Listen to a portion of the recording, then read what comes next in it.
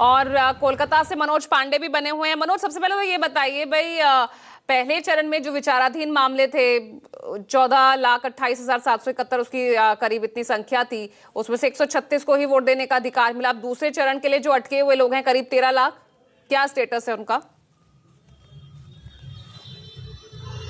जी बिल्कुल पूजा जी, देखिए जिस तरह से चुनाव आयोग ने सुप्रीम कोर्ट का आदेश था कि चुनाव के महज 2 दिन पहले यानी 23 तारीख को चुनाव था, 21 तारीख को जो चुनाव के जो इसमें जुड़े थे करीबन 138 लोगों का नाम आपको बता दें पिछली बार जोड़ा गया था, जिनमें 2 लोगों को वहां पे हटा दिया गया था। 136 यानी नाम को जोड़ा गया, मानी 138 नाम को प्रकाशित किया गया था। देखिए आज 29 तारीख को जो चुनाव होना है, 27 तारीख को दूसरी लिस्ट यहाँ पे जो काम है, जो यहाँ पे जज इनका इंक्वायरी कर रहे हैं वहां पे लिस्ट को जारी किया जाएगा। देखिए पिछली बार जो लिस्ट जारी हुई थी करीबन रात में 12 बजे के करीब बाद जारी किया गया था।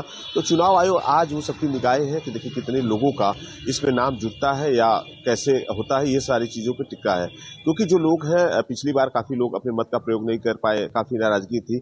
और इस बार चूंकि जिला का सारा उस बार था 152 जो सीटें थी, लेकिन आपको पूजा जी बताया कि इस बार जो है जो लिस्ट आएगा यानी उत्तर 24 परगना इसमें है, नदिया जिला है, कोलकाता है, साउथ 24 परगना है, हावड़ा है और हुगली है।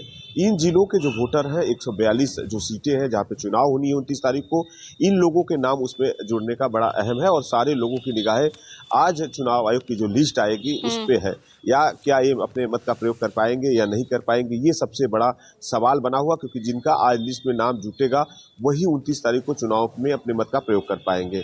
तो अब ये देखना है कि लिस्ट चुनाव आयोग कब जारी करता है, कितने लोगों का नाम जारी करता है। लोग सुबह से ही वेबसाइट खोल रहे हैं, देख रहे हैं, लेकिन हालांकि वेबसाइट पर अभी भी ऐसे कुछ चीजें दिखने को नहीं मिल रही है। और चुनाव आयोग का डाटा आएगा, कैसे आता है, तो सारी चीजें इस पर पता चलेगा। देखिए चुनाव को लेकर लोगों में एक तरह से संशय बना पूजा जी। अब जो 29 तारीख का चुनाव है बंगाल में एक तरह से बहुत बड़ा महत्व रखता है और हर कोई चाहता है कि अपने मत का प्रयोग करे, अपने पसंदीदा जो पार्टी है या उनके जो अधिकार है, जो उनके सारी दिमाग में जहम है विकास के लिए अपने कर पाए।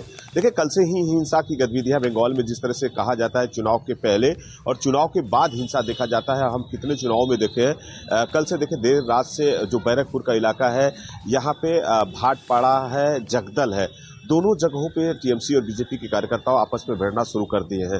इतना नहीं, जो अर्जुन सिंह के बेटे पवन सिंह हैं वो भाटपाड़ा से चूंकि खुद ही उम्मीदवार है बीजेपी की तरफ से चुनाव लड़ रहे हैं, जब वो अपने घर से निकले थे तो वहां पे दोनों पक्षों में झड़प हो रही थी और गोली चली है। एक सीआरपीएफ के जवान के पैर में गोली भी लगी, उसे हॉस्पिटल में भर्ती कराया गया। इतना नहीं, देखिए हावड़ा में यहाँ पे जिस तरह से देर रात से टीएमसी और बीजेपी के बीच में प्रचार प्रसार चल रहा था उसमें हिंसा की खबरें हैं।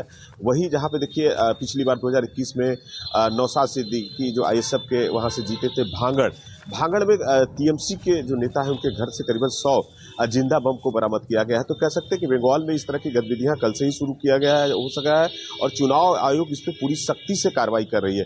देखिए 29 तारीख का जो चुनाव होना है पूजा जी बहुत अहम रखती है और दोनों पार्टियां टीएमसी और बीजेपी इस सीट पे अपना बढ़त बनाने की कोशिश करेगी। क्योंकि ये जो चुनाव होने वाला है यहाँ पे जिस तरह से कहें कि जो पिछली बार 2021 में महज 18 सीट बीजेपी को यहाँ से हासिल हुई थी। देखिए कोलकाता का जो सीट है बीजेपी का यहाँ पे पूरी तरह से खाता नहीं खुला था। दक्षिण 24 परगना का जो जगह है बीजेपी का यहाँ कोई विधायक नहीं जीते थे। हावड़ा में बीजेपी का कोई विधायक यहाँ से नहीं जीता था, यानी 3 जगहों से कोई बीजेपी का विधायक नहीं जीता था। सिर्फ बीजेपी का जो खाता खुला था, यानी 18 जो विधायक है, हम नदिया जिले की बात करें, उत्तर 24 परगना के जिले की बात करें और हुगली की बात करें, तो यहीं से बीजेपी के जो विधायक है चुन के आए थे।